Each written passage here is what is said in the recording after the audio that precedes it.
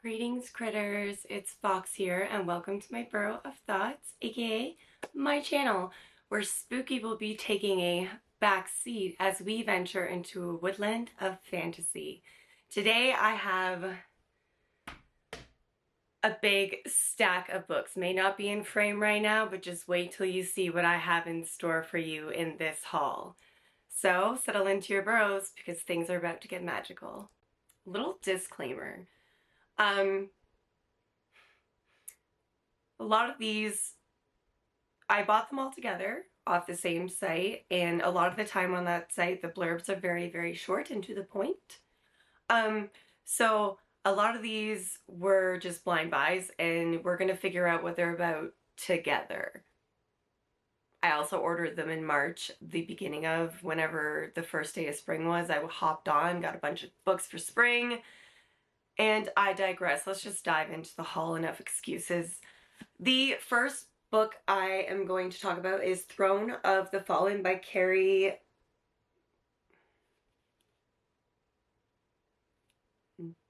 I feel too bad when I mispronounce names, which is why sometimes I don't bother with a valiant effort. I apologize, Carrie.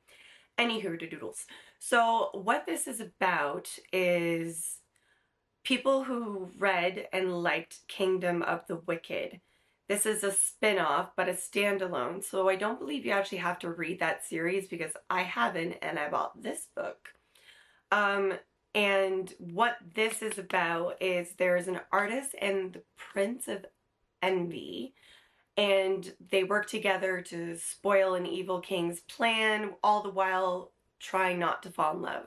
So it's kind of like an enemies to lovers with the same characters and world from the Kingdom of the Wicked, which I am considering reading. It's just never in stock on the site I go to, unfortunately.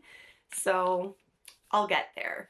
But first, I'll dive into this. Actually, we don't know. By the time I dive into this, I'll probably have that series.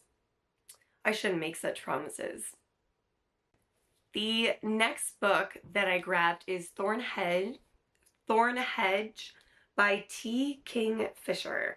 And what this book, or novella rather, is about, a retelling of Sleeping Beauty,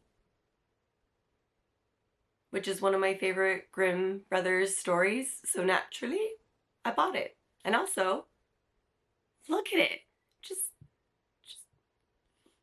look at the just blood and cute. It's all just perfect for me. I had to have it on my shelf. The next book that I grabbed is Violet Made of Thorns by Gina Chen. So what this is about is this is the story of a lying prophet who awakens a curse upon a kingdom. That will be her salvation or damnation, all hinging on a prince's choice of bride. But Violet will grab onto any opportunity or love for her prince in this fantasy romance. So, I'm sorry I just had to read that. Like I said, it's been a hot minute. But I do remember if you were into The Cruel Prince, liked it, or wanted to read The Cruel Prince, this could be up your alley. I'm not really sure what The Cruel Prince is actually about. I haven't actually looked into that series, but it's one of the ones that I've heard a lot about. So I think I'm going to give it a look-see on the good old Goodreads. But for now, Violet Made of Thorns, it's speaking to me. A lying prophet? Digging it. The next book I grabbed is Vespertine by Margaret Rogerson. And look at that holographic cover. Oh, I love it. What this book is about is, I know it's not a romance. It's a standalone fantasy. It is about the Sisters of the Grey, which are essentially like nuns. And they protect the world of the living from the land of the dead. But when one of them gets possessed, all heck breaks loose, basically. So I grabbed this because it wasn't a romance, and I was like, I need a fantasy that is just fantasy, no romance, dive right into the world building and stuff like that. I do believe it could be a YA, but I'm not mad about reading YA lately. It's good sometimes for me, so I grabbed this beauty. The next book I grabbed was The Winter Duke by Claire Eliza Bartlett. What this is about is it's Sleeping Beauty meets Anastasia. It's a political fantasy. And again, I don't believe this is actually a romance, or if there is, it takes a very undertoned route to the story. So I love Anastasia. I read a book in like grade 4. It was Anastasia, and then I also saw the Disney movie prior to reading the book, and I just got a thing for that princess. Like, I just love the story of Anastasia. And I love the story of Sleeping Beauty, hence Thornhedge. So, naturally, I got both. The next book I grabbed, I told you I grabbed a lot of them, is Witches of Ash and Ruin by E. Latimer. So what this book is about, it's a modern witchcraft story with Celtic lore in it, but also a mystery of whodunit. So it's got a fantasy, it's got the mystery and thriller in there, and it's got a romance. So naturally, I grabbed it. The next book I grabbed is The Endless Skies by Shannon Price. So what this is about is, it is an epic fantasy about shapeshifters that protect a floating island. And it is a shorter read. I believe it is a YA fantasy read, but the words epic fantasy were on the description, so yeah, I just went for it. It's kind of giving me this, I don't know, kind of galactic vibe with the floating island. I don't know how that's going to play out, but I found that really intriguing.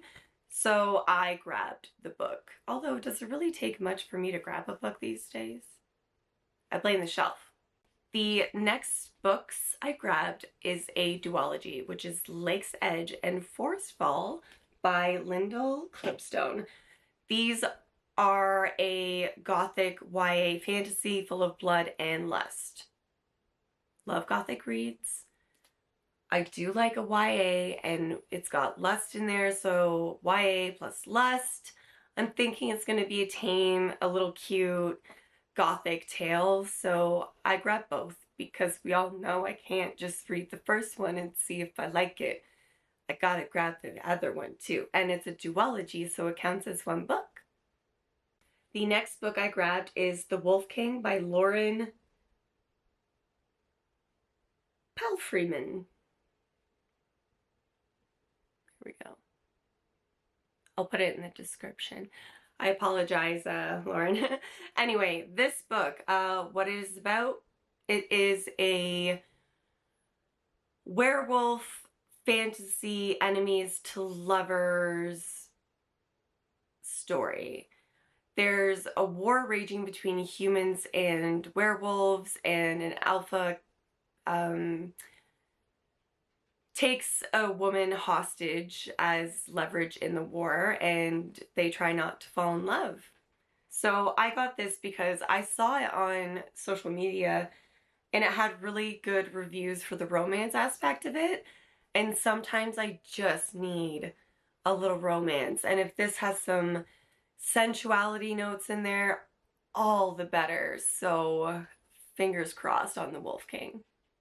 The next book I grabbed is Immortal Rider by Larissa Ione. What this book is about, stealing a kiss from Satan's fiance seems like a good idea and a good time, but when that lands him in purgatory and means an impending apocalypse may rain down on the world of the living, he starts to wonder about his life choices. So I got this because I like the Four Horsemen story and lore. I find it really interesting, but I heard this is really, really, really steamy. So I sometimes need just a fun, steamy read, and that's what the reviews said about this. This is one of the books that I actually went into knowing I was probably going to buy because I had seen it a couple times on the site, looked it up once or twice, and, you know, mulled it over, and I ended up buying it. Try not to judge me. Sometimes we just need a little.